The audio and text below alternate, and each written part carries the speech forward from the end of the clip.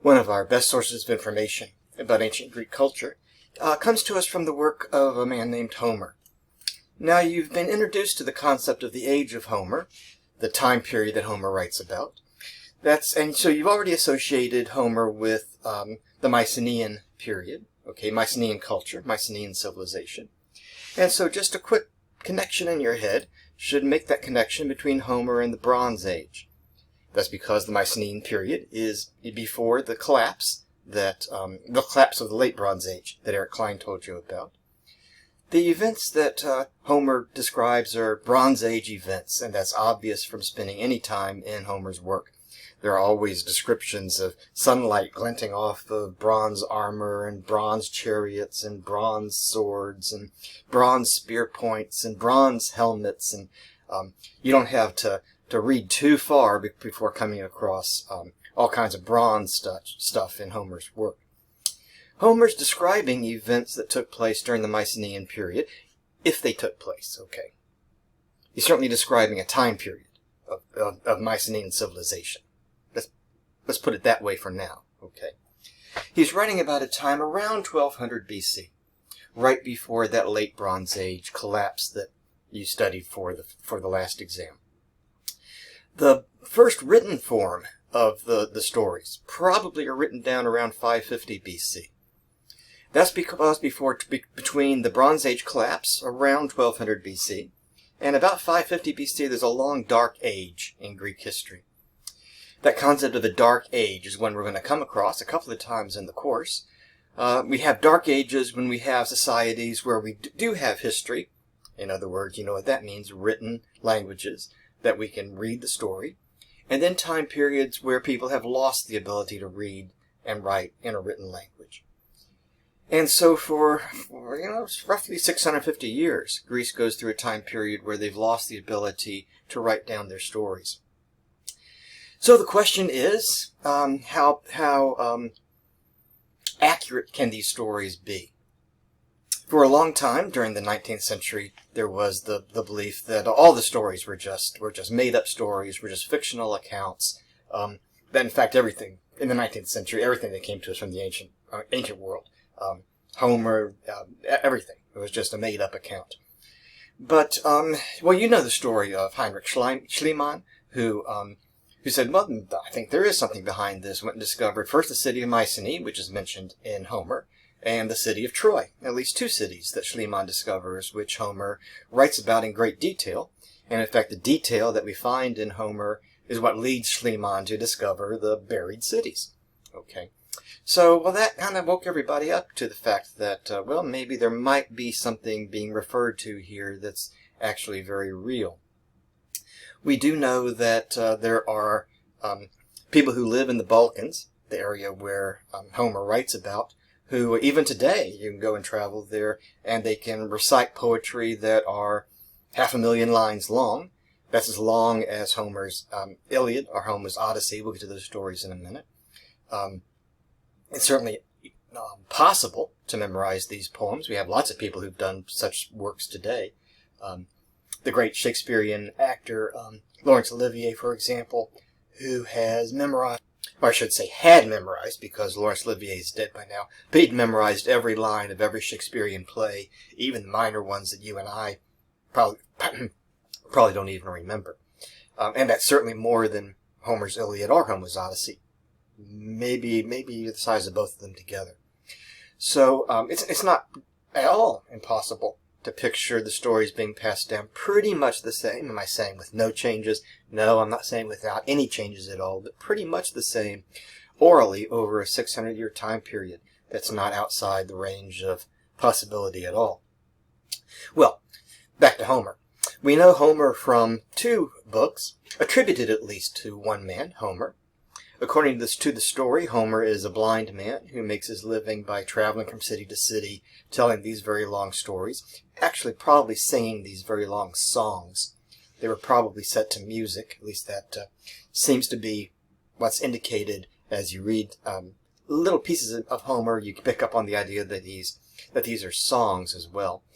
That wouldn't be uncommon in the ancient world. If you know blind people, especially someone who's been blind from birth, then you know that they have a very good memory. My great-grandfather was blind from a young age, and he had a great memory of all kinds of things. He knew where everything in his house was and could walk through the house directly to where something was and not be able to see where he was going. An incredible thing, but really lots of blind people have that ability, and they have a tremendous memory. And so we have records of blind people in the ancient world who made their living by memorizing very long stories. And so, we're putting in bracket whether there actually is a man named Homer who wrote stories that really happened. But there's, reason to believe that there's something like that going on here. Anyway, two big stories that are attributed to Homer. The first is the Iliad. It's the story of part of a war between the Greek cities and the city of Troy. What the Greeks called Ilium, the Trojans called Troy. That's a city in Anatolia. By now you know that Anatolia is where Turkey is today.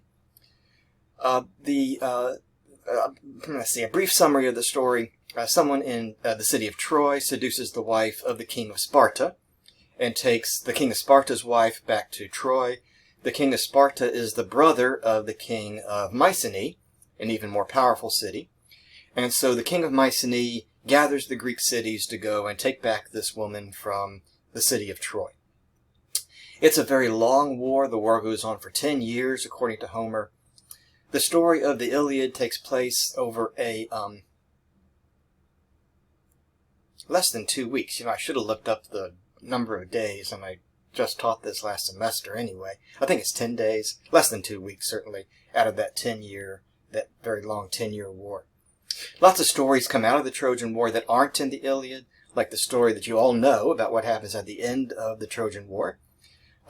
One morning the Trojans wake up, they look out over the city walls, and it looks like the Greek army has gone home, and they left behind this big wooden horse. And the Trojans say, "Hey, free horse, let's bring it inside the city gates." Well, you know the story. The horse isn't empty. It's full of a squad of Greek soldiers. And in the middle of the night, they leave the horse, the wooden horse. They make their way to the city walls. They throw open the gates. And the Greek army didn't go away, didn't go home, but instead come into the city of Troy and kill everybody, which pretty much, ends the war. The story told in the Odyssey is the story of an officer. The Greeks called him Odysseus. The Romans later would give him a Latin name, Ulysses. But Odysseus, Ulysses, two names for the same guy. This officer who makes his way home after the war. It's a 10-year-long journey back home. He's not a very good officer. By the time he gets home, he's lost all of his men. But he himself makes it back home. Along the way, he has all kinds of wild adventures. All kinds of exciting stuff happens to him. And finally, of course, he makes it back home. I have to tell you this part, where his dog is waiting for him all these years. His dog, who by now is something like 140 in dog years, has been waiting for him all these years, and he sees Odysseus coming towards the house, and the dog jumps up and gives a bark of welcome and drops dead of a heart attack. But he was a good dog, you see. He was a good dog. He wouldn't die until his buddy got home. And so you have all these adventures and crazy stuff happens, and you end up with a sappy dog story. But as we read Homer's Iliad and Odyssey, we come across all kinds of concepts like the importance of honor, loyalty, the incredible pain that can be caused by people's anger, the importance of hospitality, of graciousness, the importance of dignity, all kinds of big fancy words. And when you study the Iliad and the Odyssey, you have the opportunity to think about some big values and some big ideas. But as we read these stories, not only do we read all about the adventures and about the values and all that kind of stuff, but we also learn an awful lot about ancient Greek culture. And one of the first things we learn about ancient Greek culture is that there really is no such thing as ancient Greek culture. I mean, there's a place on the map called Greece, where people live that we call the Greeks. The Greeks themselves call themselves the Hellenes. You don't need to remember that now, although we'll be touching on that later. But the people who we call the Greeks, they call themselves the Hellenes. They spoke the Greek language. They told the same stories about the Greek gods. They certainly told the same stories that Homer told. All across Greek culture, everybody told Homer stories to each other. They tell the same stories. They worship the same gods. They speak the same language. But there is no one unified ancient Greek culture. Instead, what we find across ancient Greece is that the city is important. Every city has its own unique way of life. Every city has its own culture. Every city, or the Greek word for city is the Greek word polis. That's the Greek word for city, the polis. That's a word that we get a lot of words that have to do with city life from, like politics, politician, policy, metropolis, a city that is known worldwide, police, okay, all kinds of word. Poll, like where you go and you vote, a place where you vote.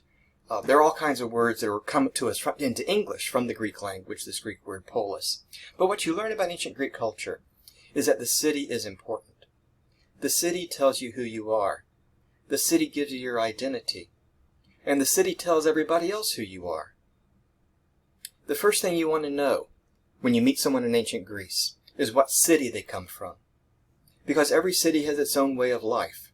Every city has its own favorite form of music, its own dancing style, its own clothing fashion, its own favorite way of cooking food, its own laws, its own form of government, its own personality. And the city gives you that identity. And the city tells you who you are. And the city tells everybody else who you are. The first thing you want to know when you meet somebody in ancient Greece is what city they come from. Because as soon as you know what city they come from, you can immediately start checking off an awful lot of things on the information card. You know what kind of food they like. You know what kind of songs they like to sing. You know their favorite dance moves. You know what kind of fashion they wear. You know all kinds of things about them. Because the city in ancient Greece gives you your life. It gives you your identity. It tells people who you are. It tells you who you are, and it tells everyone else who you are.